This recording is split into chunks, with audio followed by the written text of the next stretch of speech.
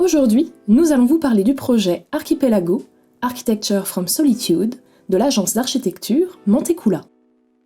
Ce projet rassemble 5 maquettes en bois, tout accompagnées de dessins d'architecture, de plans et de textes.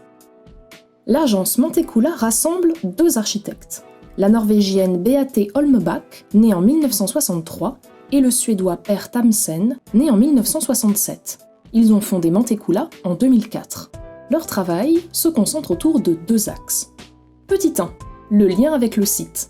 Pour Monteculla, l'architecture doit s'adapter et s'intégrer à son environnement. Elle permet ainsi de mettre en valeur la beauté d'un paysage plutôt que de devenir le centre de l'attention. Cette idée est ancrée dans la culture scandinave et dans les paysages de la Norvège, spectaculaires et sauvages. Petit 2, raconter des histoires. Pour Monteculla, l'architecture est un moyen de conter des histoires. L'architecture doit répondre aux problématiques de fonctionnalité, de confort et de développement durable. Mais elle peut en même temps être poétique, narrative et élégante. Archipelago, Architecture from Solitude, ou Archipel, Architecture de la Solitude, a été réalisé pour la première biennale d'architecture d'Orléans.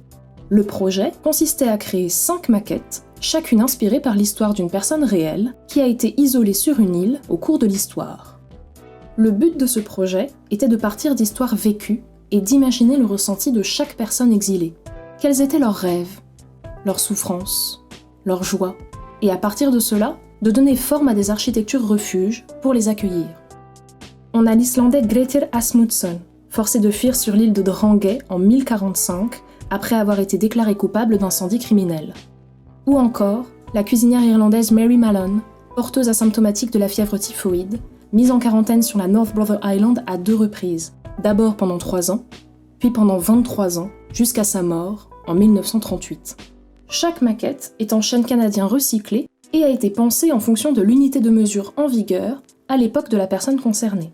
Les maquettes finales ne conservent plus qu'un lien ténu avec les histoires qui les ont inspirées, mais elles permettent d'imaginer un nouveau rapport entre la vie et l'architecture, où nos émotions les plus intimes donnent forme aux constructions qui nous abritent. Retrouvez ces histoires au Frac Centre Val de Loire, dans le cadre de l'exposition Ailleurs ou plus loin.